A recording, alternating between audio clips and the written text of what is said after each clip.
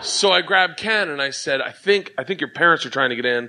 And I wasn't trying to be racist. He's my friend. And I go, I think your parents are trying to get in. And the guy's stopping them because they were trying to come in the back way. You didn't really think that was Ken's parents? I swear. Holy smoke. And Ken looks and he goes, first of all, those aren't my parents. Second of all, they're Japanese. And Ken's Korean. And I go, how do you know? And he goes, I'm looking at them. And then I said to him, I go, well, what are they saying? He goes, first of all, I don't speak Japanese. I go, well, no, what kind of what they're saying? Like, what, you picking up words?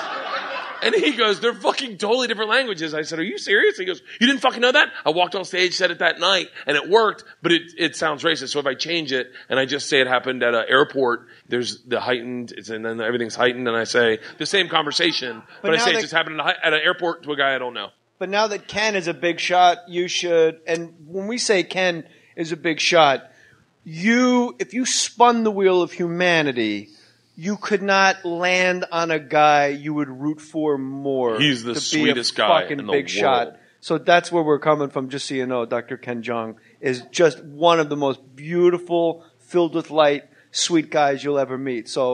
But you know what? He doesn't fucking come on the podcast. Why not? He'd do it. Call him. He's a fucking big shot. So Ken Jeong, why don't you, now that he's a big shot, I was going for a joke, it didn't pan out. Not the nice part. He is like the nicest guy in the world. But what I was going to say, now that Ken is like a big shot, you mean that in a nice way, why don't you redo it and put him in the show? Because I don't ever tell the joke anymore. It's a fucking great joke. Yeah, I know, but I told it on my hour, and so I'm done with it. Like I want to. I like that you think that everyone in America has seen your hour. Like you've just put out Tommy. I guess like you just put out fucking Tommy, and like people are like, if I hear fucking Pinball Wizard one more time. Like it's a fucking stand-up. Where was it on Comedy Central? 800,000 viewers a night. I have a better. So why would of course? Yeah, exactly. Of course, 250 people in Cincinnati are like, again with this fucking story. I'll tell it. But here's the thing though. Like now, I have an Asian joke. It's about my daughter's school. She goes, not her old school is like 98% Korean. So. Yeah, it's a lot of Korean. Why? In Korea, that's fucking a lot of Korean. Yeah. When you see it in an auditorium, it's just a great school. Is it UCLA?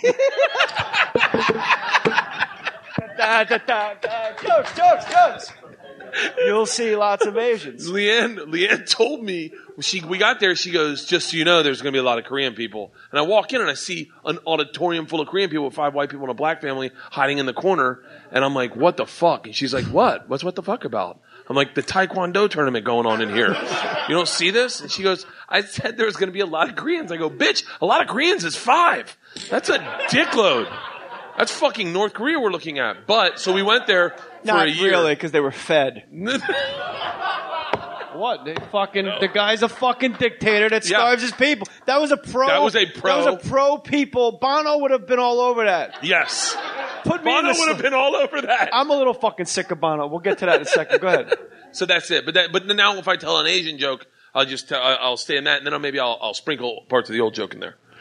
You got to bring that joke back because everyone has tweeted you that they want you to bring the lion joke back that you issued. I can only do the lion story or the bear story. I found out I can't do them both. Bullshit. It's too much animal.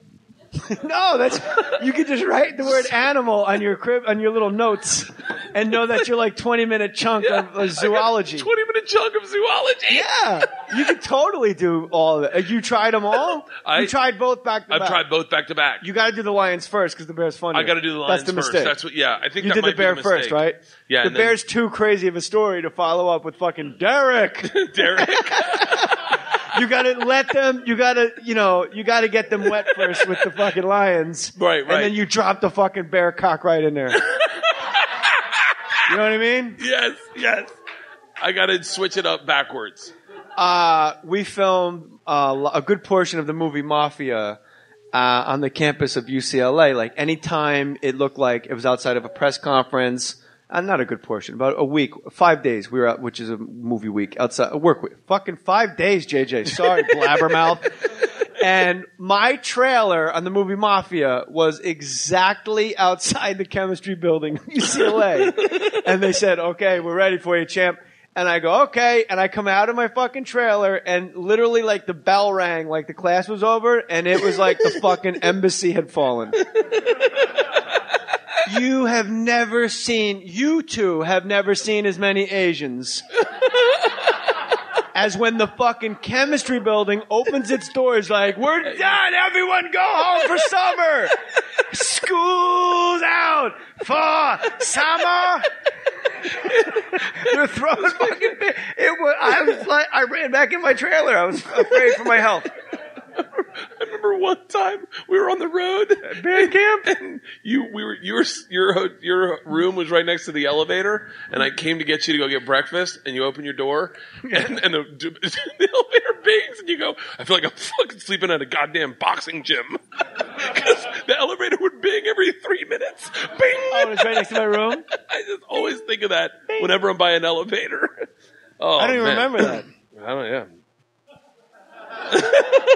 What town were we in? I have fucking no idea. Probably San Jose or something. I was just up in San Jose, and it's a wacky town. The train goes right. I was going to do that earlier, and I. Do not fart into a mic if you plan on putting it next to your face. So. San Jose has a great mass transit system, but somebody coked out municipal planner decided to run it down the middle of the sidewalk. I don't know if you guys have been up there, but it is like someone smoked a lot of fucking rock and said, fuck it, just put the train on the sidewalk, man. It's a fucking sidewalk. Yeah. Sidewalk. Oh, they're good. That fucking train just hauling us down the center. It's just sidewalk. Just fucking put the sidewalk. I wanted to talk to you so you and I have many conversations about assholes, Camaro Guy 12, and all the people on Twitter that talk shit. And I tell you, like, don't look at the message boards. I never look at a fucking message board, and I never read into anything I negative. find that I think you're lying when you tell me that. Nope, I never read. First of all, I can never figure out how message boards worked at the beginning. You scroll Nope. down. When I was on the X show, I read that was the first message board I ever read, and it was just about this guy sucks, he needs to be off, like this guy's fucking horrible, and I just. From that day, I was like, I'm never doing this again. What was the X show? It was a show on FX. It was like the FX's version of the Man Show. I think that's why Jimmy Kimmel and Adam Carolla hate me. They don't hate you. I just talked to Adam about you, actually. Really? Go on his show, yeah. I heard him say one time, I was like, oh, I think he hates me. And some guy in Colorado goes, no, your name just came up. He said you were like one of the good Nazis. You were just carrying out orders. I was like, well, that's not that bad. That's I'll take a weird that. thing. I don't know anybody that doesn't like you. I always think people don't like me. You said this on my podcast at Fake Mustache Studios, and I had no idea we've talked about it on the phone. I had no idea that you had this in your ism at all. That you had this thing that where you go places people don't like you because you're a guy, when you show up to a place, everyone's happy to see Bert. But that's the machine. That's where my personality came from. See, look at this. Oh, thank you. What are they fucking making it up now? Thank you. Now you're going to go home and that you're going to forget that these people came out like, holy shit, fucking Bert's at the Improv at 7:30 sharp. I thought that was Jeff Garland.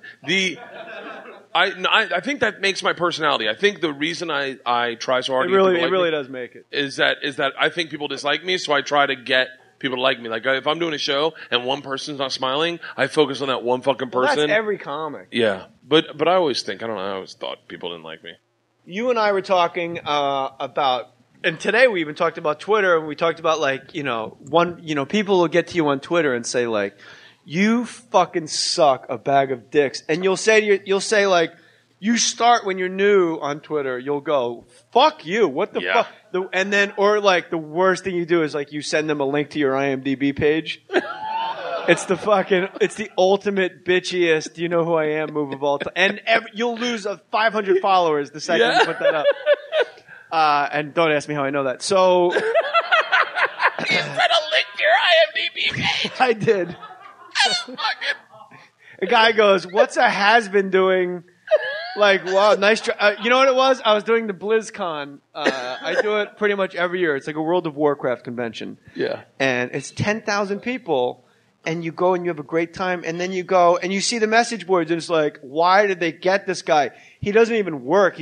And you're like, I just wrapped like 4 of the cool. I have my own show. Yeah. I mean, I was going to get canceled in 8 months after that. And, so I actually sent, and then every mention after that was like, oh my God, that's the fucking internet. Do you know who I am? Yeah. But this is the thing you and I spoke about briefly today, and I wanted to share with our great crowd, was Twitter it's a fucking insane asylum, because the only reason you check your mentions is to see if people are saying shit about you or if people are saying nice things about you. And I don't know which one's more disgusting. Yeah, you said that, and I thought that was brilliant because it does stroke your ego, and then you'll get like 20 good ones, and then someone tweeted me today. He's obviously inebriated, and you're like, what? Yeah, I was nervous. It's the fucking NHL awards. It's live. It's live TV. He was, it's a shame to see that he's fat, losing his hair, and has plugs. And I'm like, how could you lose your hair and have plugs? Pick a lane. Yeah. I'm 41. Come after me. I'm a man. I don't have what I had, but whatever. Doug Benson sent me a private email one time, a direct message, and it was just said, "Stop laughing." And then I was like, which I know Doug and I know we're friends, so I know that he's just breaking my balls. But then that's in my head. And then today, some guy sent me a message and he goes, "Just so you know, your laugh's annoying as shit. Yeah. Just wanted to let you know." And I was like, there's nothing I can do if I'm having a good time. Yeah.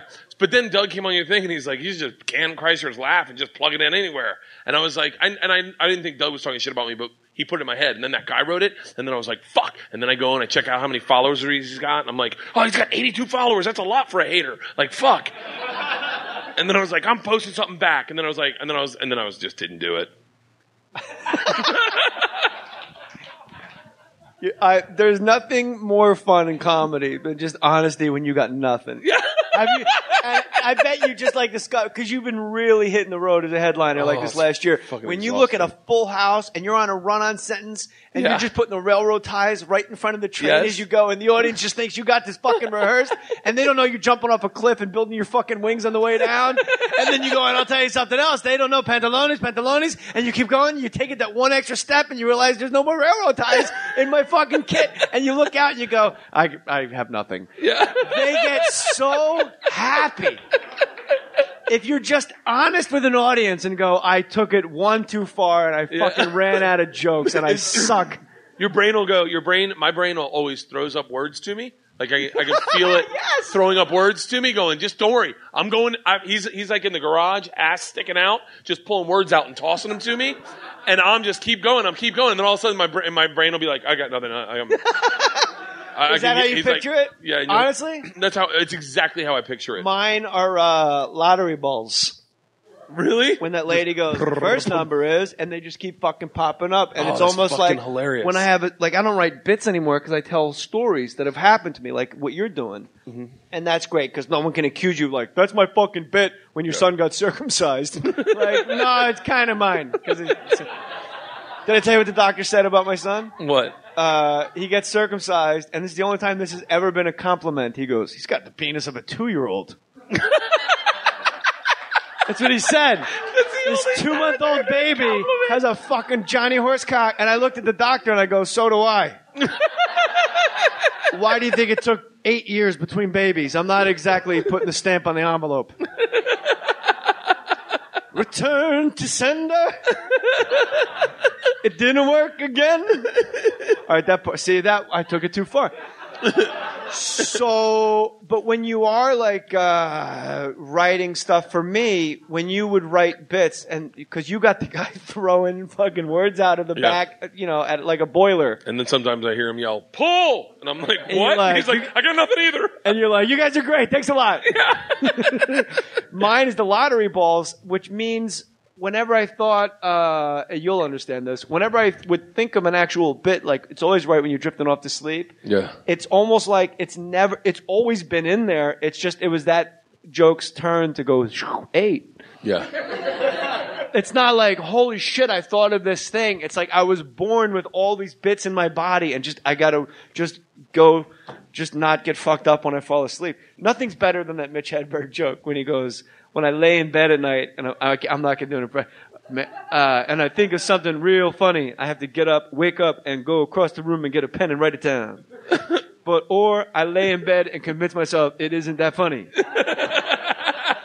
And how many times have you done that? Oh. Laid in bed and going, don't fuck, just get up and write it down. Fuck that, I'm too